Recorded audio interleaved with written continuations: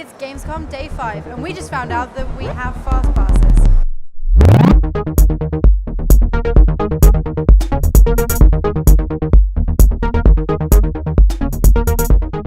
So, after yesterday's 4-hour queue, we found out today that we can just present our press passes and skip the entire queue. Upon requesting ever so nicely at the PlayStation 4 queue entry, we found out that we were allowed to skip a whole 4 hours of queuage. We managed to repeat this process for a whole host of games, so here's some of what we saw. First of all, we had a look at the PlayStation 4. In the PlayStation 4 area, we were first shown a demo of the new capabilities of the PlayStation's camera. The new PlayStation technology allows for some of the coolest AR I've ever seen. We had angry robots that reacted to our movements by shooting things at us and electrocuting our faces.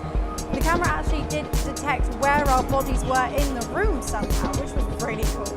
And we also had a whole host of little robots around our feet that we could kick out of the way. With the companion app, you can actually import your own personal drawings into the AR as well, and you can have all the little robots play around with, well, I drew a rubber duck, so, something more inventive than that probably. And then we played a space-age version of Pong, which featured movement along a 3D axis.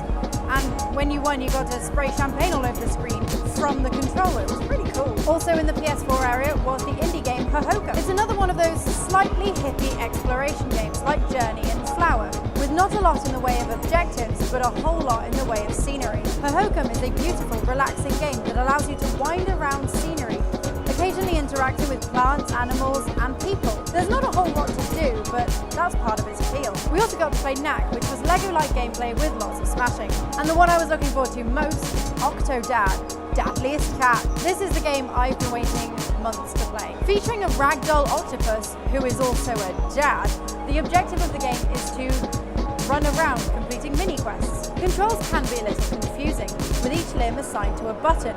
But we've seen how successful that kind of control was with Surgeon Simulator. And as with that game, half the fun is in how utterly ridiculous it all is, as you flop down the corridor smashing pots and people's faces on the way past. We also got to play a little demo of Project Spark, which is as yet unfinished. The game, as we saw at E3, is completely customizable, from the land you're on to the person you are to the things you actually do within the game. As the guy showing us the demo told us, the sky isn't even the limit. Literally. You get to customize, play and share your own individually tailored adventure based on choices you make along the way. I ended up playing in a forest as a ranger, fighting a haunted scarecrow to find the antidote to cure my neighbour. Next we got to play Disney Infinity. As the title suggests, it is infinite, but it's more limited by the player's creativity than Project Spark. With Project Spark, you're offered ideas along the way that spark your imagination, but with Disney Infinity, you're just given all the tools in the world and told to play. In some ways this is just like a toy box, which is what Disney were going for, but I found it a little too weirdly limiting. However, the game does look promising, but I can't tell you much more than that because it was all in German again. Next was Lego Marvel on the Xbox 360. It features the same old Lego gameplay, which is by no means a bad thing.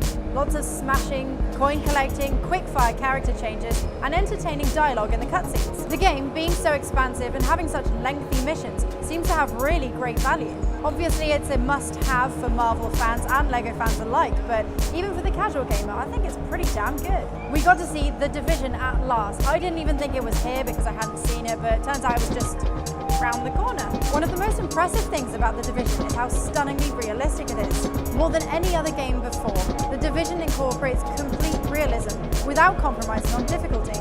Even though we only saw a very short demo of the gameplay, you could actually tell that all the scenery was in some way interactive. While being shot at, bricks fall, glass breaks and concrete crumbles just like it would in the real world. The HUD, just like Watch Dogs, is really impressive. Think like Sherlock when they get texts and they pop up on screen and they move and stuff.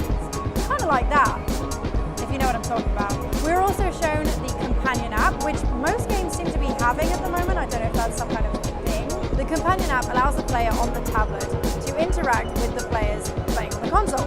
They can find the enemy and protect and heal their co-players. I really wasn't expecting it, but The Division has become one of my surprise favourites of the week, and I'm really looking forward to seeing it on the next gen. And finally, the game of the day Destiny. One of the most noticeable things about Destiny is even though it's a third-person shooter, it's not brown. While the building interior seems similar to any generic shoot-'em up, the differences are there in the colour and the lighting, which make the entire game seem like it's half filled. You can tell with Destiny that the design was very Halo influenced, which isn't surprising coming from Bungie, but it feels overall more alien. Characters are more detailed, brighter, overall just better than Halo.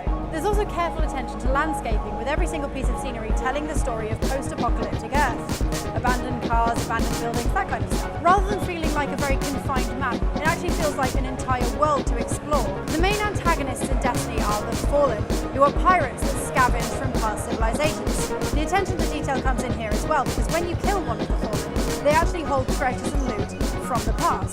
The gameplay is very decision-based, with every single decision affecting what the game shows you. For example, character design influences many things, including how you use your weapon. Leveling features in both the characters and the weapons, and extra upgrades are found as you go along. We also got to see a little more of the public event that was shown at E3. This was an assault by the Fallen, who are the main antagonists. By initiating contact with the public event, the player can follow objectives to complete the event, with other players dropping in from the internet. As was described in the room by Bungie's representatives, Destiny is built from the ground up to be social and cooperative, and this really comes out in the gameplay. Destiny tears apart what it means to be single player. At any moment, you might suddenly be in co-op with someone you know or someone you don't. This keeps the game massively varied and ensures that it has great replay value. Destiny is coming out for consoles next year, and in my opinion, it's going to be even better than Halo ever was. Also, we found the merchandise area. So that's everything for today. I hope you enjoyed it, because we've been queuing for like a whole 20 minutes today. Yeah, 20 minutes. Tune in for more.